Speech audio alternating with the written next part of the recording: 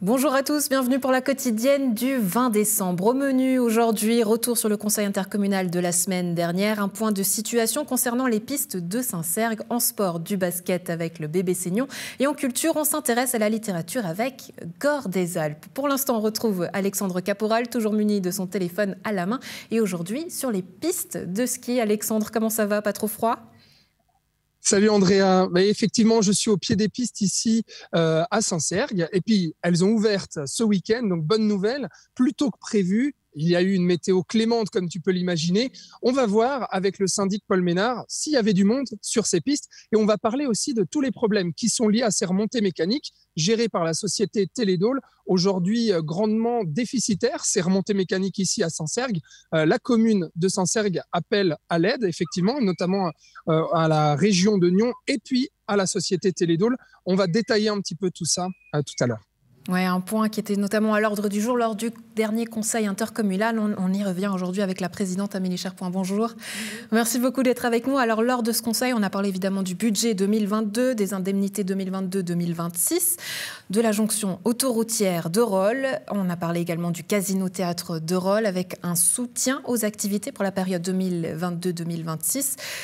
Les deux sujets donc, qui ont fait mouche, c'est notamment le budget, mais ce soutien pour Eurolles. On va s'intéresser d'abord au budget. Qu'est-ce qui a été voté ? Alors le budget est malheureusement déficitaire d'environ 200 000 francs, un tout petit peu moins suite à divers amendements qui ont été émis durant les débats et par la commission des finances. Néanmoins, voilà, la région souffre un petit peu d'un manque de ressources, malheureusement. Ouais. Mais est-ce que ça veut dire que la région est en mauvaise santé ? Ça ne veut pas du tout dire que la région est en mauvaise santé. Simplement, il y a des communes qui ont quitté la région de Nyon, ce qui évidemment demande à ce qu'on réorganise un petit peu le financement.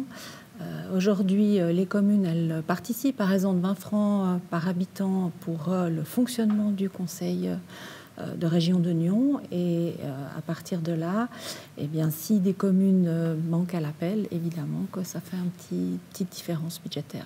Oui, une petite différence qui inquiète aujourd'hui les conseillers intercommunaux. On a notamment entendu une interpellation de Gilles Davoine, municipal à Gland. C'est vrai que ce budget, il est malheureusement déficitaire pour la 3e année consécutive. Comment rassurer les conseillers aujourd'hui? Quel discours avoir? Alors des solutions existent évidemment, mais celle qui serait la plus simple, ce serait d'augmenter ses cotisations. Néanmoins, je crois que le CODIR essaye de réfléchir pour essayer d'éviter un maximum d'augmenter ses cotisations de trop. Mais par contre, il y a aussi une réflexion qui peut être menée, notamment sur peut-être facturer aux communes porteuses de projets un petit bout de plus sur le fonctionnement, ou peut-être mettre en place des partenariats avec le privé sous forme de mandat de prestation, ou peut-être, qu'est-ce qu'on aurait d'autre? Baisser les charges, bien sûr. Donc voilà, des solutions existent, simplement il faut prendre en compte que le CODIR vient d'être nommé aujourd'hui, au mois de juillet. Il faut leur laisser le temps un petit peu de prendre en main les affaires et puis de se pencher sur la question. Et de mettre les choses en place. Du côté culturel, le conseil intercommunal a accepté de soutenir les activités du casino-théâtre d'Eurolles pour la période 2022-2026. Toutefois, certains ont fait part de leur interrogation quant au soutien d'institutions culturelles via un fonds touristique. Les explications de Chantal Landéro, vice-présidente de Région de Nyon en charge de la culture pour Région de Nyon. On l'écoute. Les interrogations, elles étaient surtout liées au prélèvement en fait, sur le fonds régional d'équipement touristique. Et il y a quelques années, en fait, le CI avait validé ce principe que des institutions culturelles à incidence touristique, on pouvait prélever un montant plafonné à 150 000 francs par année pour les institutions. Et puis en fait, c'est ce principe-là ce soir qui a été rediscuté, où il y a une demande d'amélioration de certains critères. Pour le comité directeur, justement, il était important de soutenir le casino-théâtre d'Eurolles et il était important de le faire sur 4 ans et non pas uniquement une année. Pourquoi ? Parce que les institutions culturelles, en fait, elles planifient leur travail sur plusieurs années. C'est tout un travail de programmation, de recherche de spectacles, de travail aussi en lieu de résidence pour des artistes, puisque ces théâtres, en fait, nos 4 institutions régionales ont aussi des lieux de résidence pour que les artistes créent dans le district, en fait. Et puis ça, c'est quelque chose qui ne se planifie pas de mois en mois ou l'année même. On a souvent entendu dire que la culture apportait aussi au tourisme. Ce soir, ça a également été évoqué. On parle de tourisme culturel, c'est ça? Oui. On a peut-être cet état d'esprit en fait, de penser qu'on utilise le fonds pour le tourisme pour pouvoir soutenir la culture, alors qu'on voit bien qu'au travers de l'étude, c'est vraiment des objets culturels touristiques. Et que dans notre district, quand on regarde le programme par exemple de Nyon Région Tourisme, c'est fortement lié aux manifestations culturelles. Le tourisme de notre district est fortement en lien avec les animations qu'on fait sur notre territoire. Amélie Cherpoint, finalement, on a l'impression que tous ces soucis financiers sont regroupés ou que quelque part, ça a une répercussion aussi dans la compréhension de tous les dossiers, qu'ils soient culturels ou sportifs.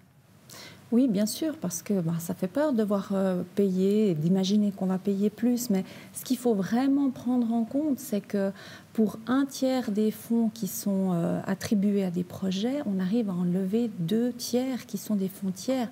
Donc, c'est vraiment important, ça génère, c'est un vrai levier pour la région et pour permettre d'obtenir des financements tant cantonaux que fédéraux. Et ça, on a tendance un peu à l'oublier. Oui, qui dit tourisme pense évidemment aux pistes de ski. On retrouve tout de suite Alexandre pour donner la parole au syndic Paul Ménard, qui fait partie aussi de ce comité directeur de région de Nyon.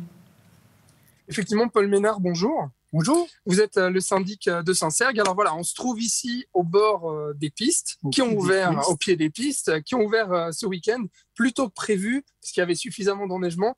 Du coup, j'imagine c'était une bonne nouvelle pour les skieurs et puis pour la commune de Saint-Sergue. Ben oui, effectivement. Écoutez, ça, c'est une demande que nous avions d'ouvrir les pistes, d'autant plus qu'on est tombé 1 mètre de neige il y a quelques jours. Et puis, il y a aujourd'hui une volonté de la commune de développer le tourisme, de participer activement au maintien des pistes de ski de Saint-Sergue. Je rappelle quand même que Saint-Sergue fait partie de la commune fondatrice de Télédôle avec l'Union Saint-Sergue à l'époque. Et puis aujourd'hui, on a été agréablement surpris, de la température et puis de l'accueil que les gens ont fait. Les gens étaient très, très, très heureux de pouvoir skier à Saint-Sergue. Pas qu'il y avait des Américains, il y avait des gens qui venaient de Finlande. Donc, c'est pas que des Saint-Sergois, là. Donc, c'était une petite ce week-end avec l'ouverture. Bon, petite éclaircie au milieu du brouillard, en tout cas autour de ces remontées mécaniques à Saint-Sergue. Pas mal de soucis. On sait que les remontées mécaniques ici à Saint-Sergue sont déficitaires depuis plusieurs années. Et aujourd'hui, la société Télédôle, qui exploite ces remontées mécaniques, ne veut plus continuer à payer. Enfin, expliquez-nous un petit peu. Disons qu'aujourd'hui, Télédôle, c'est quand même une organisation, une SA, qui gère les pistes de Saint-Sergue et celles du côté français de Télédôle, sachant que du côté français, c'est Sogestion qui loue un loyer, qui paie un loyer annuel, qui, avec les pistes, avec les dernières remontées mécaniques, Télédôle devrait, j'espère, cette fois-ci, entrer dans ses frais. Donc, une partie qui est déficitaire, puis une partie qui est profitable ou qui va l'être à terme. Puis aujourd'hui, on est dans une situation où la commune de Saint-Sergue, si je prends que le budget 2022, c'est au niveau des installations touristiques essentiellement hivernales. Saint-Sergue, c'est près de 6 points d'impôt. Hors gestion des parkings, 2 points d'impôt. Hors gestion du déficit des pistes de ski de Saint-Sergue, un autre point d'impôt. Donc, on arrive autour de 9 points d'impôt, qui est payé essentiellement par les Saint-Sergois pour des utilisateurs qui viennent de l'ensemble de la région. Donc, ce que vous êtes en train de dire, c'est que pour vous, votre position là-dessus, c'est que Saint-Sergue ne devrait pas être seul à payer les frais. D'ailleurs, je suis membre du CODIR responsable des finances, mais en même temps, je dois avoir une certaine distance. Au conseil intercommunal. Au conseil intercommunal, j'étais très heureux de ce postulat qui était présenté parce qu'effectivement, aujourd'hui, on est dans une situation où on a une petite commune avec les citoyens qui ne sont pas les plus fortunés du district, qui payent près de 9 points d'impôt par année pour maintenir des infrastructures qui sont utilisées par une grande majorité et des Genevois et des gens du district. Puis nous, ce qu'on demande, ce n'est pas la fin du monde, on demande quelque chose de raisonnable. C'est votre carte de visite aussi. Ben oui, c'est notre carte de visite, mais ce qui fait qu'aujourd'hui, ce qu'on demande, c'est un rééquilibrage financier, ce qui va dans le sens du postulant, puis c'est les interventions qu'on a fait auprès de Région de Lyon. Alors, on va parler de ce postulat après, mais concrètement, qu'est-ce que vous dites à Télédôle? Qu'est-ce que vous reprochez finalement à Télédôle? Télédôle, sincèrement, nous, on est prêts. Il y a un sérieux manque de transparence de la comptabilité de Télédôle, en particulier sur les pistes de ski de Saint-Cergue. Et puis, moi, je suis responsable des finances de la commune de Saint-Cergue depuis 2014. Quand on me dit que c'est très, très, très, très difficile et puis que sans SARL, on ne peut pas avoir des comptes séparés, sincèrement, c'est pas très sérieux. On reproche aussi peut-être à ces remontées mécaniques d'être constamment déficitaires et peut-être que la commune de Saint-Cergue ne fait pas assez. Là, je pense qu'on ne peut pas faire tellement plus que supporter la totalité du déficit. Puis comme je dis, Saint-Cergue, on n'est pas des quais modernes dans ces histoires. Hein. Saint-Cergue est la commune porteuse de tous les projets de Télédôle. La commune porteuse. Il n'y en a pas d'autres. Hein. Alors quand on dit que Saint-Cergue ne fait rien... sincèrement, il faut regarder les préavis qui ont été adoptés au Conseil intercommunal, que ce soit pour l'aménagement des pistes de la Dôle, que ce soit pour l'aménagement de tout ce qui est le lapin blanc, les remontées mécaniques. Saint-Cergue est la seule commune du district qui lève la main. Oui, je suis volontaire. C'est vrai que le conseil communal de Saint-Cergue a débloqué un crédit de 105 000 francs pour pouvoir permettre d'essuyer ce déficit durant toutes ces dernières années. Et aujourd'hui, je te propose, Andrea, qu'on regarde un sujet en plateau. Le conseiller intercommunal Michel Girardet a déposé un postulat au dernier conseil intercommunal la semaine passée afin d'appeler la région de Lyon à venir en aide à la commune. Regardez. Ce postulat a été déposé dans le but d'aider la commune de Saint-Cergue. Il faut faire peut-être un petit retour en arrière et savoir pourquoi Saint-Cergue se retrouve un petit peu tout seul actuellement, en ce sens que la Sogestar, qui a repris la gestion des installations de Suisse, n'a repris que celle de la Dôle, mais n'a pas souhaité le faire pour Saint-Cergue. De ce fait, Saint-Cergue se retrouve dans une situation difficile pour financer ses installations, et c'est dans ce but-là que je pense que la région se doit de soutenir la commune de Saint-Cergue. Télédôle, malgré les sous qu'il reçoit de la Sogestar, n'est pas dans une situation financière aisée actuellement. Et voilà, je crois que la question, elle est là. C'est vraiment une question d'argent. Ça serait dommage de perdre les installations de Saint-Cergue au moment où, justement, grâce à cette reprise des installations de la Dôle par la Sogestar, on peut dire que maintenant, les installations de la Dôle qui étaient vraiment en très mauvaise situation sont sauvées. On va développer du ski de fond, améliorer l'offre au niveau de la Givrine. Donc, laisser tomber Saint-Cergue maintenant, ça serait, disons, aller à l'encontre des efforts qui sont faits, notamment sur la Dôle. En plateau, nous recevons le directeur de Télédôle, Patrick Freudiger. Bonjour, merci beaucoup d'être avec nous. Des propos qui ont peut-être été assez durs. On vous reproche un manque de transparence. C'est ce que, en tout cas, le syndic de Saint-Cergue dit. Qu'est-ce que vous répondez ? Bon, de toute façon, on a le mauvais rôle dès lors qu'on a soulevé la question du déficit des installations de Saint-Cergue. On a une assemblée générale, on produit des comptes qui sont examinés, qui sont révisés. Et puis, à la demande de Saint-Cergue, on a produit ce qu'on appelle un compte d'exploitation, et puis on leur a proposé la lecture de ce compte d'exploitation. Et on leur a également proposé de mettre en place une société fille pour qu'on ait une comptabilité indépendante de telle manière à ce que les conseils communaux, voire l'exécutif, puissent en fait avoir un regard sur tous les aspects de la société. Il faut savoir que Télédôle, jusqu'en 2015, c'était une gestion qui n'était pas différenciée entre le massif de la Dôle et Saint-Cergue. Depuis qu'on a repris ce domaine, justement, on a essayé de comprendre quels étaient les chiffres réels de Saint-Cergue, et c'est ce qui nous a permis de mettre en évidence effectivement ce déficit récurrent et chronique qui apparaissait chaque année.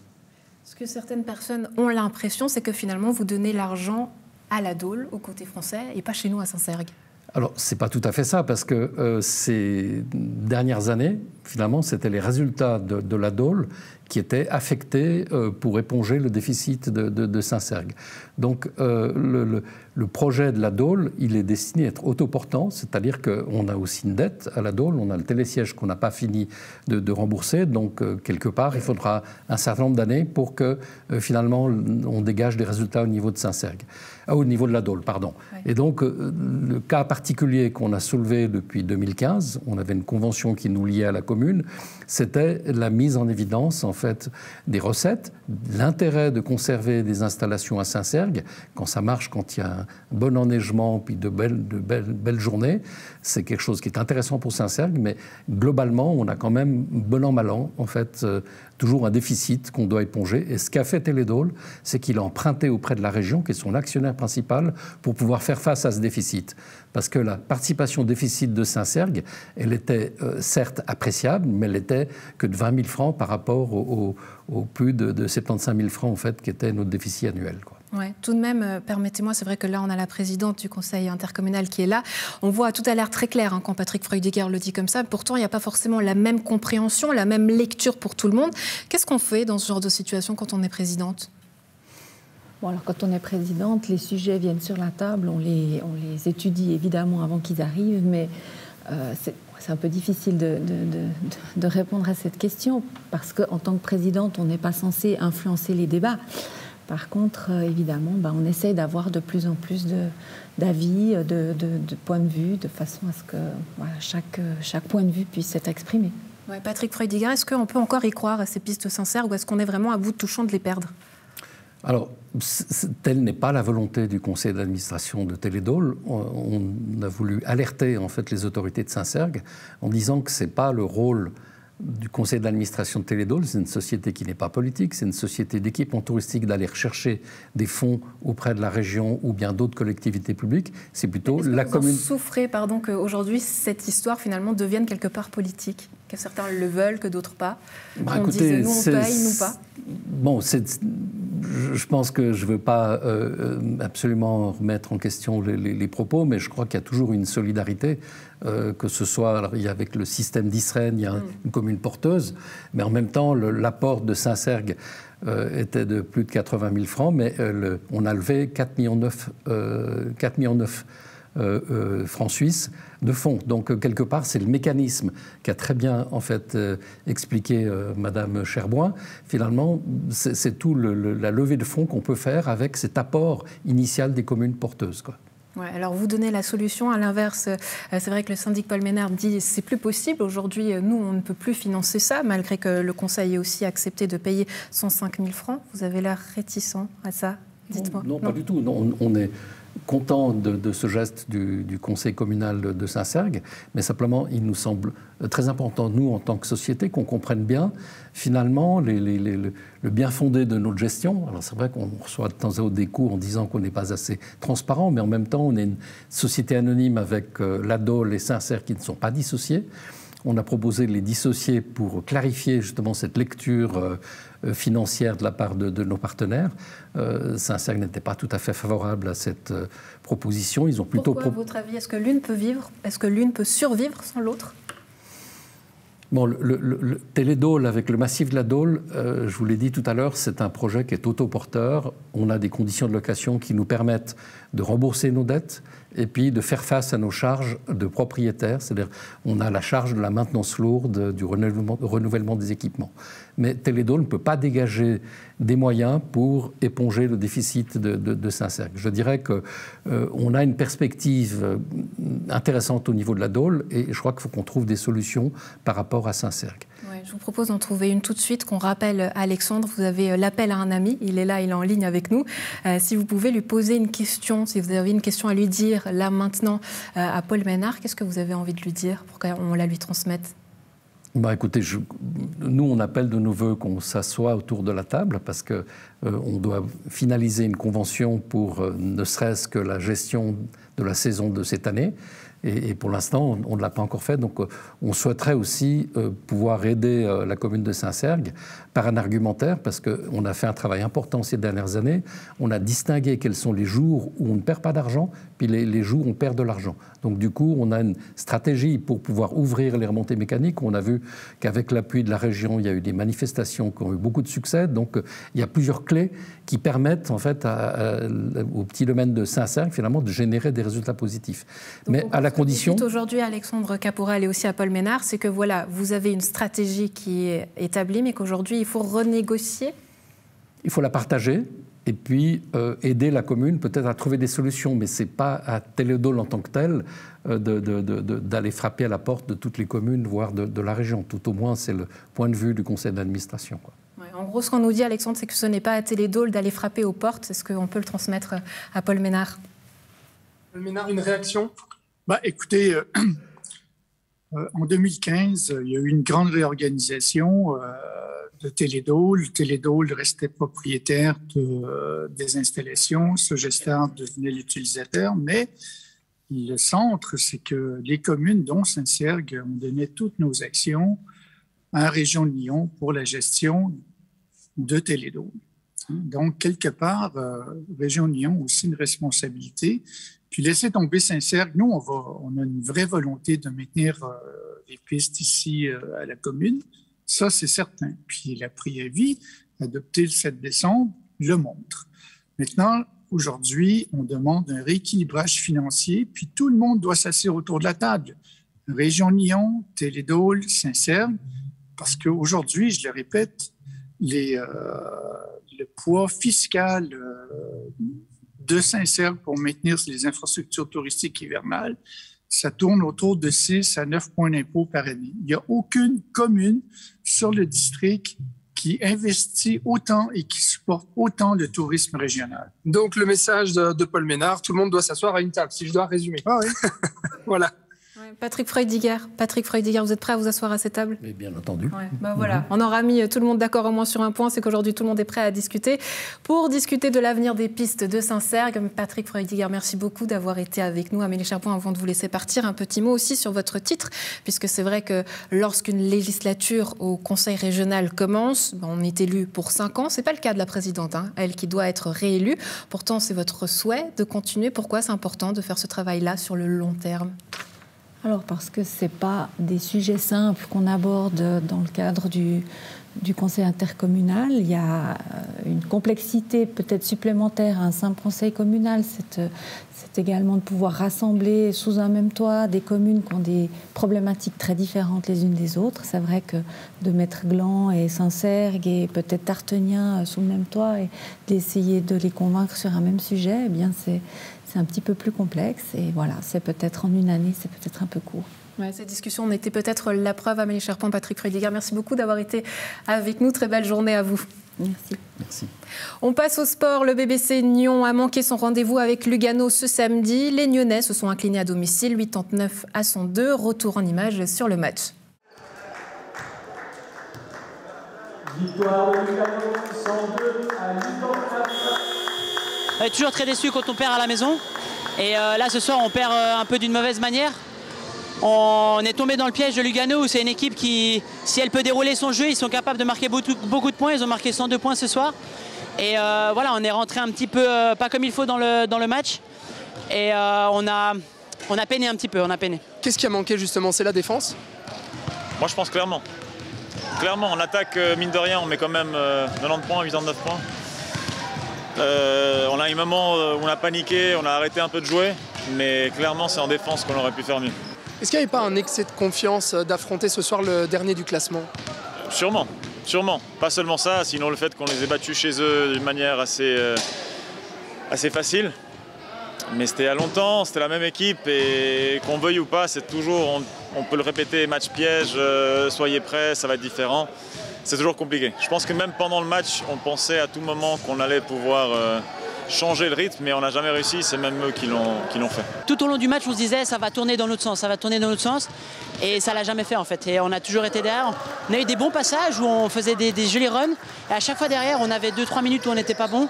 Moi le premier, et du coup ça nous a vraiment fait du mal ce soir. Le bébé Seignon est actuellement 4e au classement. Quelle est la suite? Quels sont les prochains défis? Et puis vos objectifs, Stéphane Ivanovic? C'est depuis le début de la saison que vous le demandez. Nous, on y va match à match. Le club avait des objectifs de top 6.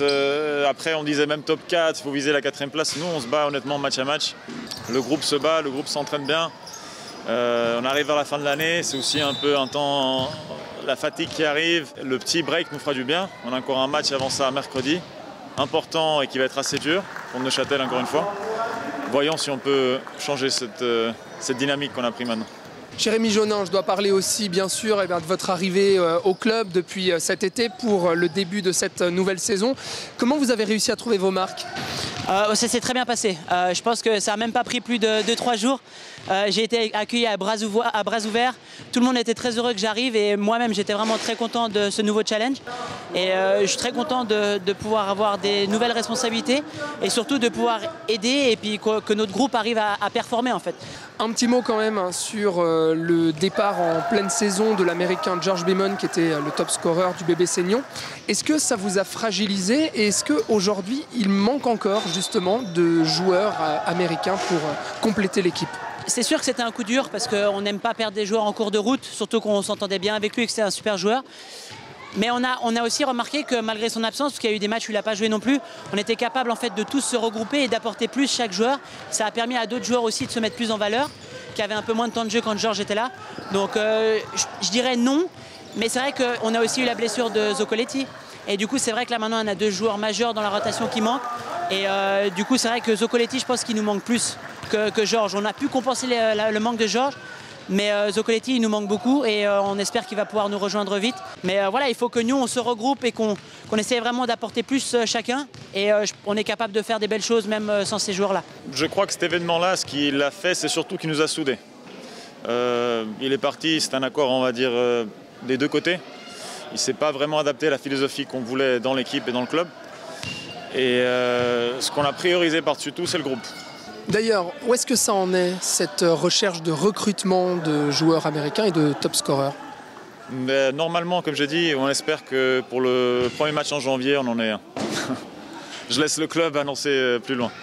On est assez avancé dans ce sujet-là.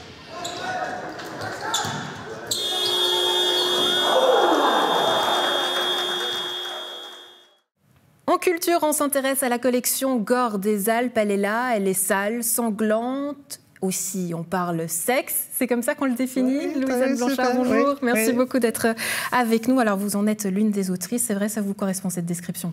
Oui, c'est une collection Gore qui contient du sexe, de l'hémoglobine, de l'humour aussi, de l'humour, des cadavres.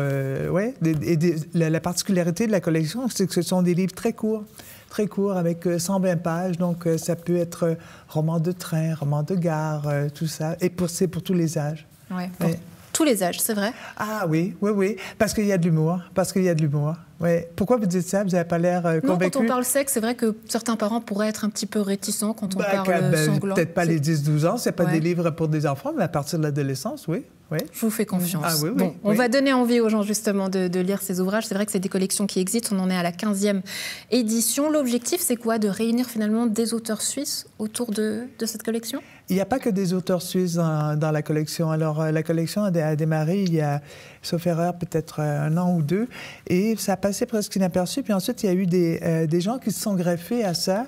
Et il y a Stéphanie Glacé, donc, qui a fait Les Ventreuses.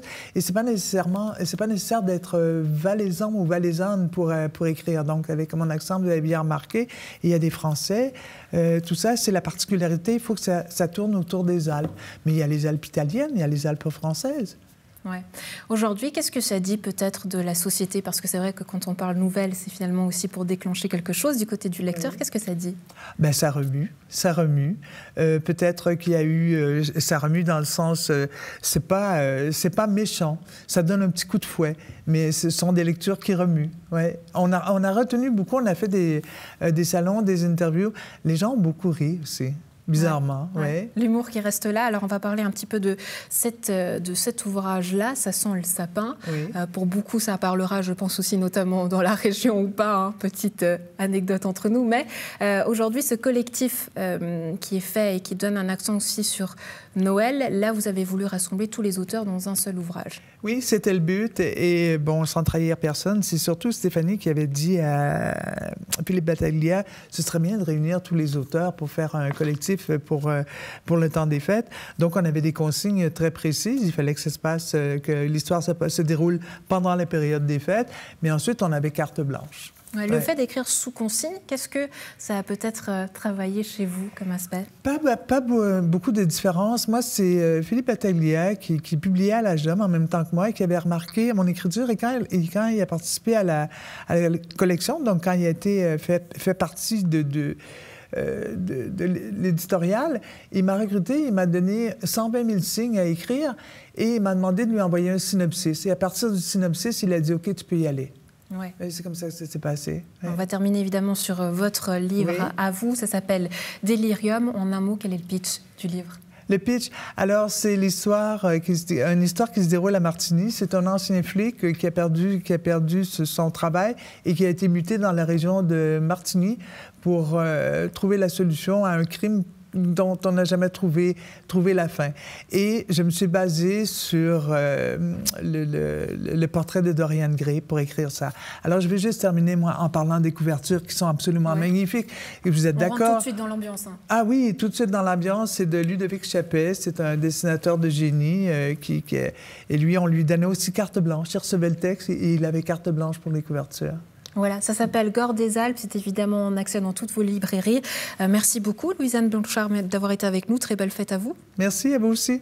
Merci pour l'invitation. À la maison, un plaisir d'avoir été en votre compagnie. Bonne suite de programmes sur Nyon Région Télévision. À suivre, évidemment, une édition spéciale qui revient sur la thématique dont tout le monde a parlé à Nyon. C'est la crise au sein de l'administration communale avec Daniel Rossella. Bonne suite de programmes sur Nyon Région Télévision.